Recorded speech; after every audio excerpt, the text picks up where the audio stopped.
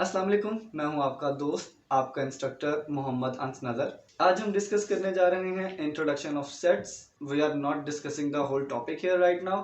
अभी हम सिर्फ टॉपिक का पहला पार्ट डिस्कस करेंगे। सबसे पहले आपको कलर की के बारे में बताता चलूं। जो रेड कलर है वो हमारे मेन आइडिया को रिप्रेजेंट कर रहा होगा। ब्लू कलर उस आइडिया के अंदर, उस टेक्स्ट के अंदर इंपॉर्टेंट पॉइंट्स के बारे में बता रहा होगा। और जो ऑरेंज कलर है वो हमें कुछ एक्स्ट्रा इन्फॉर्मेशन दे रहा होगा। सबसे पहले हमारे पास सेट की डेफिनेशन है। A set is generally described as a well defined collection of distinct objects। तो यहाँ पे हमारे पास दो वर्ड्स हैं, well defined और डिस्टिंक्ट। इसका मतलब है हमारे पास सेट जो है वो एक ऐसे ऑब्जेक्ट्स की कलेक्शन है जो वेल डिफाइंड हो और डिस्टिंक्ट हो। अब यहाँ वेल डिफाइंड का क्या मीनिंग है?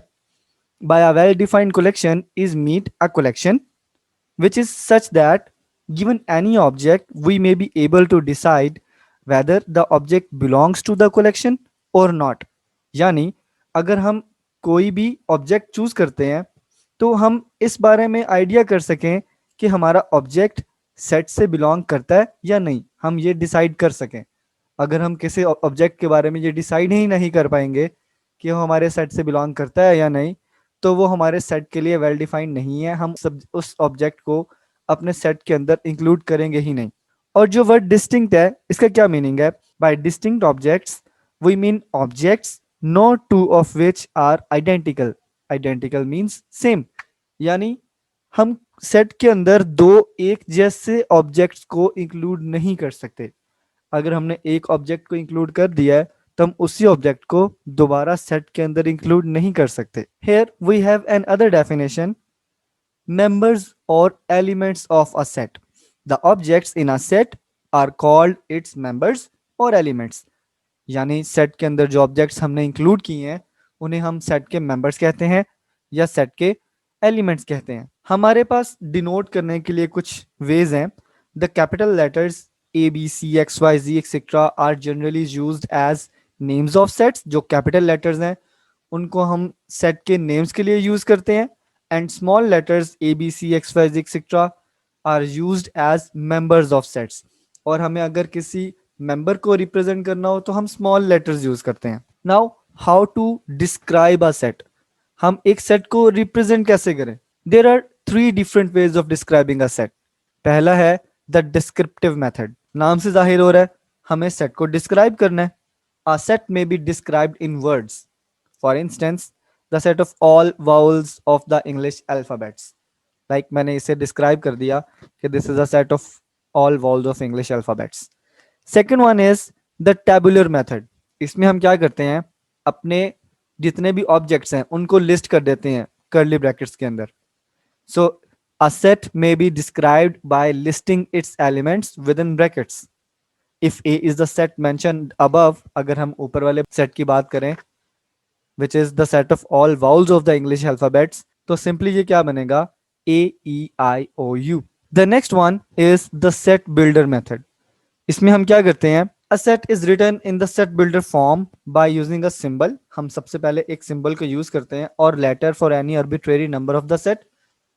यानी हम क्या करते हैं, सबसे पहले हम सेट में शो करते हैं कि हमारे पास कोई एलिमेंट पड़ा हुआ है। जैसे यहाँ पे आपको ये एक्स नजर आ रहा है, तो हमने सेट के अंदर एक एलिमेंट प्रेजेंट किया कि हमारे पास एक एलिमेंट है सेट के अंदर विच इज एक्स। अब आगे एक्स की हम प्रॉपर्टी बता देंगे, वो प्रॉपर्टी जो सेट के सब ऑब्जेक्ट्स में कॉमन है। लाइक अगर मैं ऊपर वाले सेट की ही बात करूं तो इसमें इन सब एलिमेंट्स में एक प्रॉपर्टी कॉमन है कि ये सारे वाउल्स हैं। तो मैंने नीचे यही लिखा हुआ है, x is a vowel of the English alphabet। So, a set is written in set builder form by using a symbol or letter for an arbitrary member of the set and stating the property common to all the members। वो property state करनी है जो सब members में common हो, और ऊपर वाला सेट मैंने एक्सप्लेन कर ही दिया।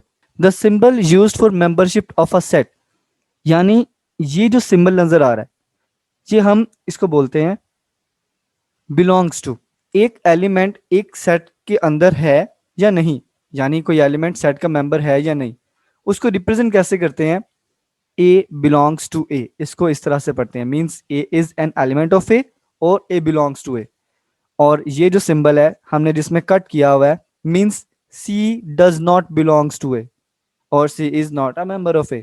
सेट के एलिमेंट्स किसी तरह भी के भी हो सकते हैं, can be people, countries, reverse, या जो हमारे सोचने की चीजें हैं, ऑब्जेक्ट्स ऑफ आवर थॉट, वो भी हो सकते हैं. In algebra we usually deal with the set of numbers. Algebra के अंदर हम यूजुअली नंबर्स के सेट के साथ डील करते हैं. such sets along their names are given here. सबसे पहला सेट है n, the set of all natural numbers, means 1 2 3 and so on. दूसरे नंबर पे है w, the set of all whole numbers. ये जीरो से स्टार्ट होता है, 0 1 2 and so on. Third number पे आता है z, the set of all integers. Integers में पॉजिटिव नेगेटिव दोनों नंबर्स आ जाते हैं, 0 +-1 +-2 and so on.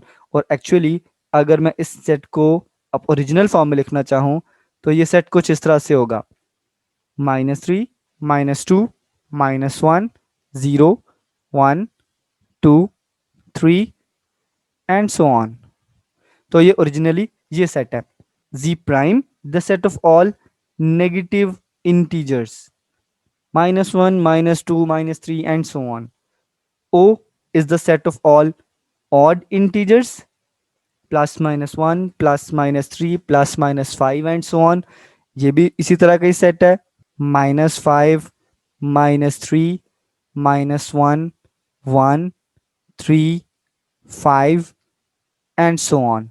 E is the set of all even integers, 0 +-2 +-4 and so on. और अगर मैं इसकी भी एक्सपेंशन करूं तो ये कुछ इस तरह से बनेगा, -4 -2 0 2 4 एंड सो ऑन. नेक्स्ट हमारे पास आता है Q, the set of all rational numbers, वो नंबर्स जिनको हम फ्रैक्शन की फॉर्म में लिख सकते हैं. और फ्रैक्शन के ऊपर like it includes a number x, और आगे x की डिस्क्रिप्शन है कि x को हम फ्रैक्शन की फॉर्म में लिख सकते हैं p/q की फॉर्म में, लाइक दिस. यहाँ पे p और q दोनों इंटीजर्स होने चाहिए और q शुड नॉट बी 0. इसकी मोर डिटेल के लिए आप मेरी प्रीवियस वीडियोस को देख सकते हैं. q prime is the set of all irrational numbers, वो सारे नंबर्स जो कि रैशनल नहीं है, जो कि फ्रैक्शन की फॉर्म में नहीं लिखे जा सकते. आगे वाली कंडीशन सेम है, p और q दोनों इंटीजर्स हैं and q is never 0. And then the set of real numbers are, ये सेट ऑफ रैशनल और सेट ऑफ इरेशनल दोनों का यूनियन है, दोनों का इकट्ठ है. ये था हमारा आज का टॉपिक. अगर इसमें कोई क्वेश्चन है, कोई प्रॉब्लम है या कोई सजेशन है, आप मुझसे कमेंट सेक्शन में पूछ सकते हैं, मुझे बता सकते हैं. Thank you so much. अल्लाह हाफिज़.